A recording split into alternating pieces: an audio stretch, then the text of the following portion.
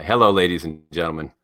Thank you very much for joining me in this live webinar on how to improve your immune system. We're going to cover first what is immunity and how do we know if our immune system is strong. And second, what reduces our immunity, what makes us more vulnerable for infection, whether it's bacterial, viral, or fungal type of infection. So, and then last, we're going to talk about herbs, lifestyle habits, diets, dietary changes that we can do to strengthen our immunity. So, big subject and very valuable at this time because we want to all increase our immunity and be defensive and prevent any type of infection. So, first, it's important to understand, is your immune system strong? That's really the big question here. And the signs of good immunity are strength, vigor, good appetite, and of course, good libido and good stamina. Stamina, well, walking, well, doing chores, and of course, sexual stamina is also a sign, as per Ayurveda, of good immunity. The West looks at immunity in terms of the lymphatic system, the spleen, the white blood cells, endocrine system, and other aspects of our body. But Ayurveda kind of covers it all by talking about ojas, which is covering all of the strength behind all the different mechanisms of our immune system. So we're really talking about building this ojas, this inner strength that allows you to endure and fight off any types of pathogens, whether it's bacterial or viral or fungal. When you have good immunity, you don't, your immune system is then capable of defending itself against these pathogens. So first, we should look at ourselves and feel, do we feel strong? Do we have vigor? Can we go through the day without coffee? Or can we sleep good without sleeping medication, for example? These would be signs of good immunity. And of course, if you have a history of catching colds and flus and infections, then it's a sign your immune system is weak. Even if that's UTIs or other types of fungal infections on our toes, yeast infections in our body, or even candida, it's a type of yeast overgrowth. It shows a sign of poor immunity. So, you want to be able to classify yourself, first of all, if you have this strong or weak immunity, so if you have to really work on this area or not. The other day, I went to riding out in the rain with my horse and my dog, and we were riding in the rain in the evening, and the dog jumped in the river and was swimming in the river and came back and was strong, and the horse was vigorous, and we loved the ride, and we felt this kind of strength and vigor, even though we're out in the cold and the rain. But the dog, the horse, and nobody, fell sick. And that's a sign of good immunity, this, confidence, in a sense, that you will be protected because your immune system is doing good and is strong. So you should get a sense of it. It's more than just measuring your white blood cell count in your blood to understand your strength of your immune system. Second, let's talk about what depletes our immune system. So many people may already be taking actions every day and doing things every day that depletes their own immune system. And this is very important because before we get to the next part of this webinar on what we can do to strengthen and build our immunity and prevent infection, we need to first eliminate the actions that are reducing our immune strength. And so when we want to build immunity, it's a strengthening action. So that means it's the opposite of detoxing. So fasting, skipping meals for very long, not eating much, eating light, this is going to deplete your immunity, not strengthen your immunity.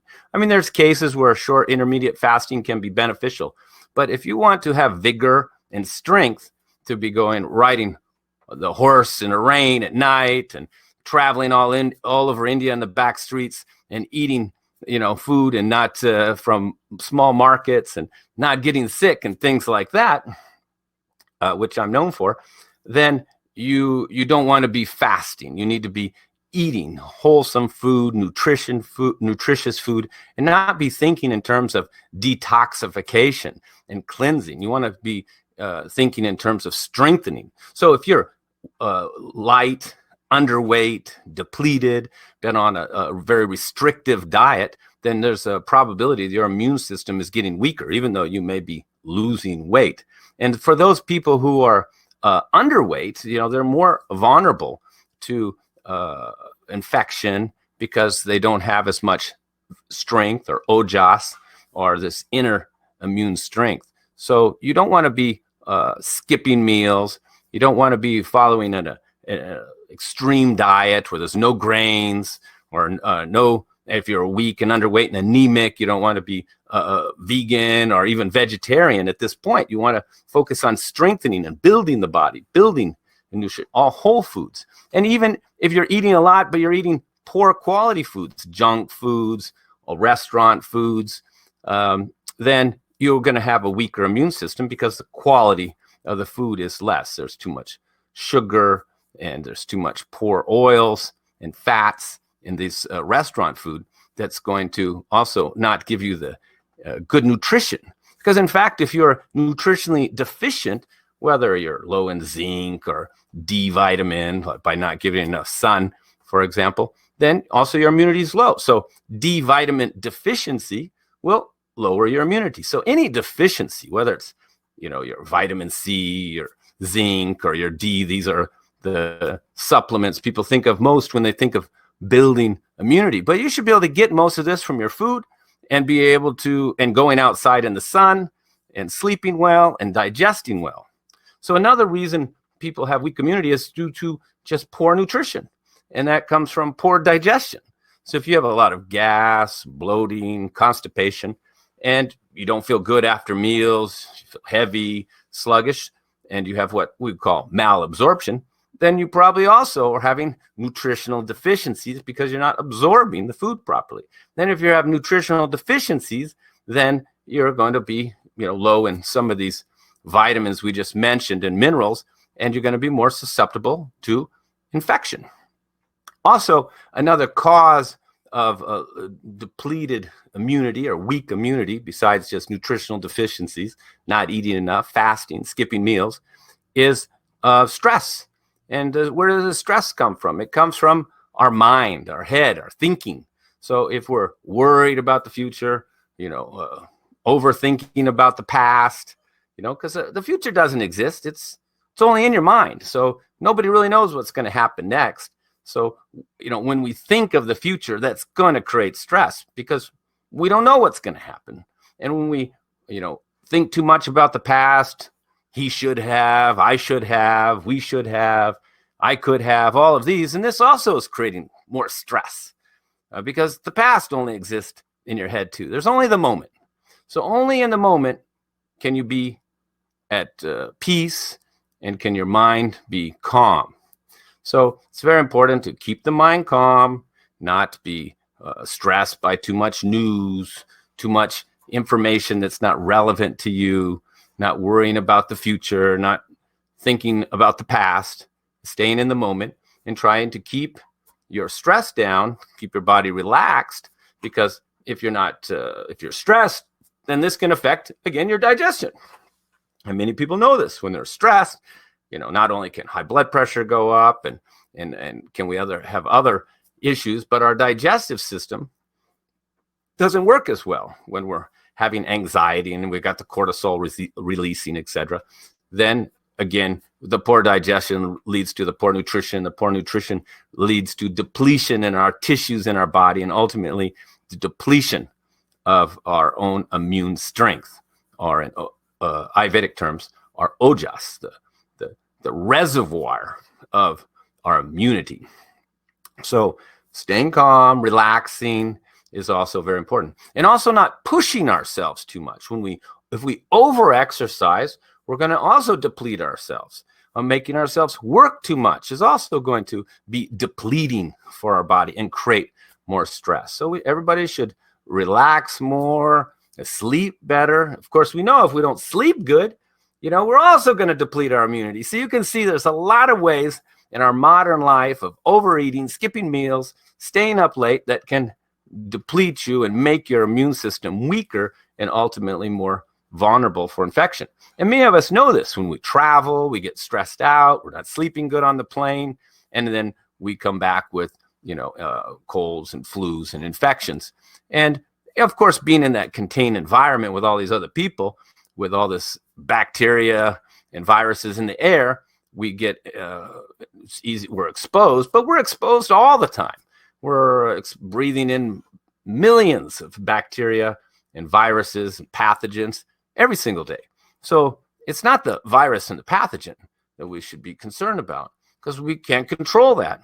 What we need to focus on is the soil, that where the virus or the pathogen could reside, and whether our soil is good and it will protect us, or whether it's depleted, just like in the garden.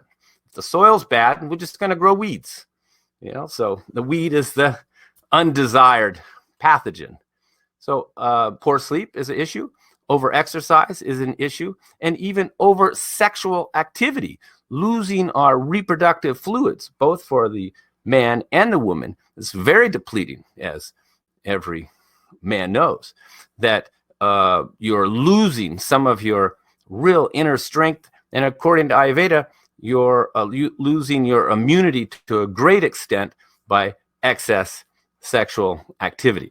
We won't get into the numbers here of how much that is, but I think you get the idea. You're trying to build and strengthen and not lose. So we don't want to stress ourselves out. We don't want to think too much. We don't want to worry too much. We want to sleep better. Don't want to push ourselves too much. And we want to eat good and have nice, healthy meals every day. So that's the things we can do in our lifestyle to help to avoid depleting ourselves and becoming more susceptible to infection. Okay, so I think those are what you should focus on first. And then second, we can start to take some supplements on top of that, which we know will build our immunity. And we can go back in time and we can look at what people used to do in the past to build their immunity. For example, sailors on a boat, what did they have so they wouldn't get sick? In the Scandinavian countries, cod liver oil. And of course, we know it's very high in vitamin D. We can see that we've got vitamin D, vitamin E, and vitamin A on there. So 1 teaspoon a day, you can have your daily allowance of vitamin D from cod liver oil. Or better, just go out in the sun for 10 or 15 minutes a day if you have sun at your location. So that's a good start. And if you're very low in vitamin D, you can take a couple teaspoons a day. And now another great supplement is olive leaf oil, a kind of old Mediterranean method of improving immunity, preventing colds and flus. And it's not olive oil, it's the oil from the leaf of the olive plant. So very potent, very nice. This one's peppermint flavored. There's a few brands that make it. Very effective. 1 teaspoon and a day is quite ample. I didn't bring it here, but don't forget honey. Raw honey, is we've known for since the beginning of time that honey is one of the great nutritional gifts to humankind, and its benefits, particularly the bee propolis. This is what the bees made inside of the honeycomb to protect themselves from infection. And the bee propolis is very potent. It's been used for thousands of years. And honey is a great antimicrobial, antibacterial formula. Many wounds on dogs, cats, and animals. I've always used honey, and it's avoided infection very well, very well. Even very serious, deep wounds, I've used just cleansing every day with some cleanser. We'll talk about what could be used to cleanse a wound. And then putting honey in the wound, raw honey. You don't need to bring the honey from New Zealand. You should have your own local honey. Now, in the Middle East, they used, when they had a plague come by, they used black cumin seed oil. That's why the Prophet Muhammad, peace be upon him, said that black cumin seed oil was a cure for all things but death itself. And they were known to take that when there was infection. Now, in India, they mostly took Tulsi for their immune system. There's an empty bag of Tulsi because I've used it up, Tulsi powder. We have a tea here called Immune Tea, and you can see right there that the first three ingredients are Tulsi, Rama Tulsi, Varna Tulsi, and Krishna Tulsi. 3 types of Tulsi. There's actually 5 types of Tulsi, but I'm just getting 3. And then it's coming with a little licorice and cinnamon and ginger. All together, it's a very nice immune building formula, preventing infection. Now, if you do have an infection or a cold, then you'd want something a little stronger than this. But we're just talking about avoidance at this point. Here's another formula that I have, another immune tea, kind of using Western herbs. And there we go. The first herb is what? Echinacea. Then, peppermint for flavor.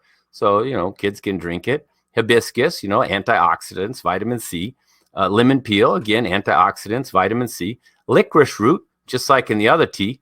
And the licorice is has mild antimicrobial qualities and is very soothing for the respiratory system. And cinnamon, again, another tasty spice herb that helps with immunity to a small degree. It's got antimicrobial qualities to it. So if you didn't know what else to do and you didn't have anything else, you could just be drinking cinnamon, licorice, ginger tea all day with a little lemon. I mean, this will, to some degree, improve your immunity.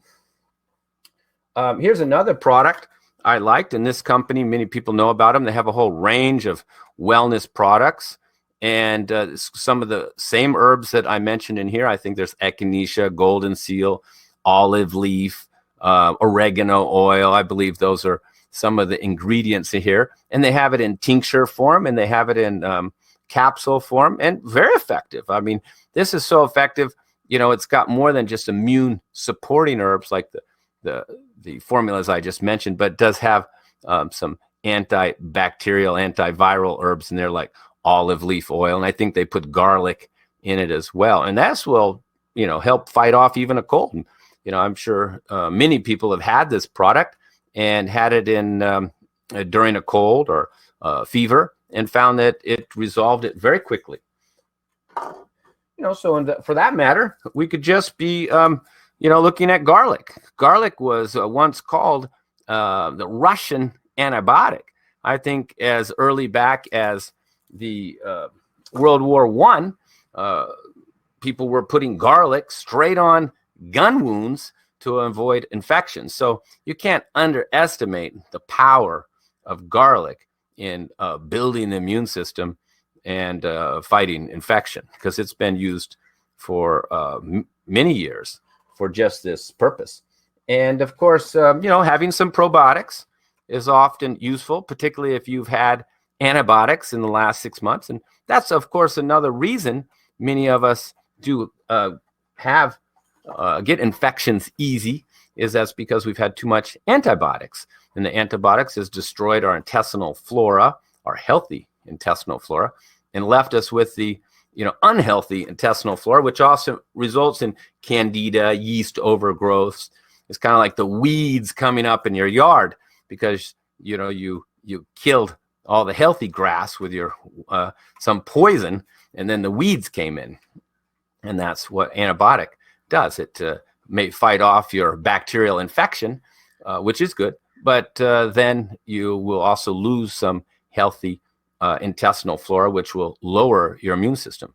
And I'm not a medical doctor, and I'm not giving anybody any medical advice on this video or in practice, but anybody on an immune suppressing drugs such as steroids should be concerned about their immunity. And anybody taking like organ replacement rejection drugs to avoid the rejection of the organ, or anybody taking any immune suppressing drugs due to an autoimmune condition, should be more concerned about strengthening their immune system because of the immune suppressing qualities of their medication. But that's a side subject which you should speak to your medical doctor about. Here, I found this just the other day in Trader Joe's. They were out of toilet paper, but they did have immune echinacea, ginger, and lemon tea. So I bought 6 of these, skipped the toilet paper. I figure this is more useful than a toilet paper. And, it's not organic, but it's nice, pleasant. Kids drink it. And we do have that echinacea in there. I'm sure it wouldn't keep away a serious flu virus, but definitely it would boost your immunity. Oh, we did talk a little bit about bee products, bee pollen, bee propolis, all good for your immune system and strengthening you. And what else? Oh, and, just rinsing the throat with salt water every day is very good. Just gargling with salt water. If you get a sore throat or you start to feel the first signs of infection, you can start gargling with salt water. And I don't discourage taking vitamins. I just think we should get a good brand of vitamins and not a cheap brand. We should have, food-based vitamins. It is 2020 now, and we have food-based vitamins. So there are a few companies that have natural vitamin C that's extract from fruits and vegetables. And we have companies providing even natural vitamin D. If you're a vegan, you don't want to do the cod liver oil, they have vitamins D now from mushrooms. And I brought some mushrooms here. That's what here's some reishi mushrooms right here. Reishi mushrooms is known to help not only with cardiovascular conditions, but increasing white blood cell count and improving immunity, along with shilaki and other mushrooms. And of course, even if you're just cooking, you could just cook with more garlic, more thyme, more oregano. These are all going to, strengthen the immune system and help you to fend off more pathogens or avoid infection. So just the way you cook can help you to strengthen your immunity. Oh, here's Oregon grape root. This is the main ingredient in the cold and flu tea that I have that helps fight off infection. Here's a formula that I made recently. It's based on suggestions from Indian doctors in India, and we call it Immune Formula 2020 for our new times. And this is increasing immunity and preventing infection. And there we can see a Tulsi as the first ingredient, and Dado Haldi. Dado Haldi in Sanskrit means turmeric. So Dado Haldi means like super turmeric. So it's better than turmeric. We use it instead of turmeric because turmeric is not that potent. Dado Haldi is similar. It's very similar to it, even has a similar taste, but it's much more effective in dealing with infections. And there's Guduchi, which is the renowned Ayurvedic herb for modulating the immune system. In fact, it's used for autoimmune conditions as well, but also helps immunity. And then we've got Amlaki. That's coming from the Amla Barry. And the Amla Barry we know is the most concentrated food of vitamin C, and it's used for antioxidants and supporting the immunity. And then we're just balancing it out with a little licorice and a little cinnamon to make it more pleasant and a little more benefit. So this is very effective. So, a good combination would just be, drink the tea all day, give the tea to your children. And if somebody's more susceptible to infection, then they can also be taking some immune formula and putting it in the tea and having this in a couple times a day and avoiding all the actions that can deplete your immune system. Oh no, it doesn't mean you don't have any sex. It just means, it's not too much. You have to allow the body to be rejuvenate itself and be strong. And you want to feel that strength. So that covered it. It was a big subject, but I got through it pretty quick there. And I hope that helped you.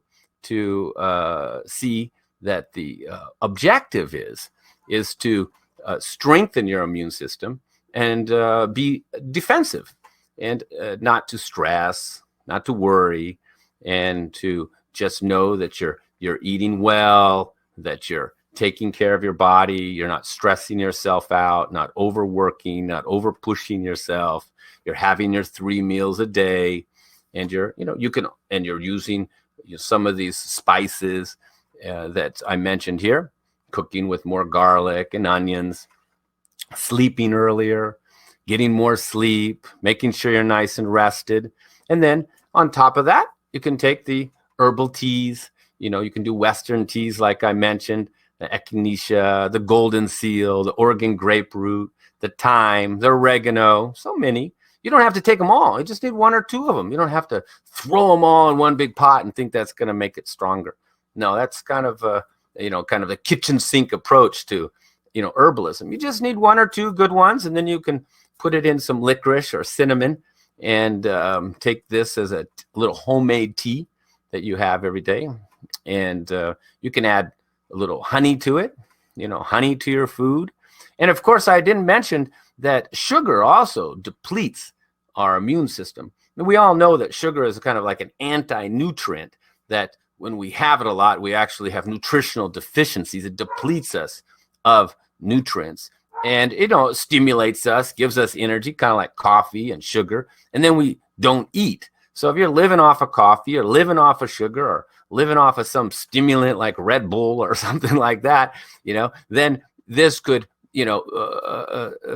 kind of make your whole system and metabolism overactive. Then you don't eat, you don't build immunity, you actually are depleting yourself. And maybe at night you just crash out of exhaustion and you're not building yourself. You should eat, stay calm, go to sleep early, and avoid these type of stimulants, and avoid eating sweets, cookies, candy, chocolate, these type of things. No, chocolate is not the healthy food. I know people would love to think that eating cacao, dark chocolate, is healthy, but cacao is inflammatory, and it always is coming with some sugar. So it's a time to avoid these things and to just get walk around your house, or get outside, get some sunshine, be cooking foods and home cooked foods in your house, and take care of yourself, and sleep early.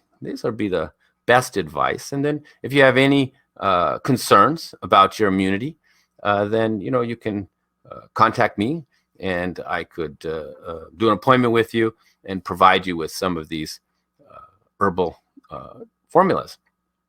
And if you have other health conditions as well, you may want to work on them. Now is the best time to work on improving all of your health.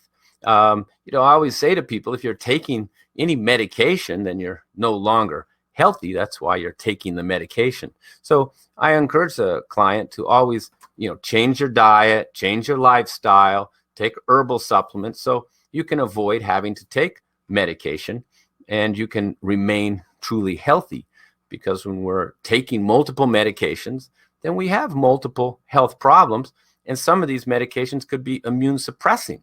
So it's better to focus on keeping ourselves healthy, so we don't have to depend on medication, but we can take care of ourselves through self-care, changing our diet, changing our lifestyle, and and working with herbal remedies so we can remain truly healthy. So once again, health is not just having a good six-pack, or or being at a certain weight, or having muscles, or having a lot of Instagram likes. Health is having this immunity and this inner strength that prevents you from having any type of infection. So I hope that helped you. I'll stay here for a little bit and answer questions for those who remain in this webinar.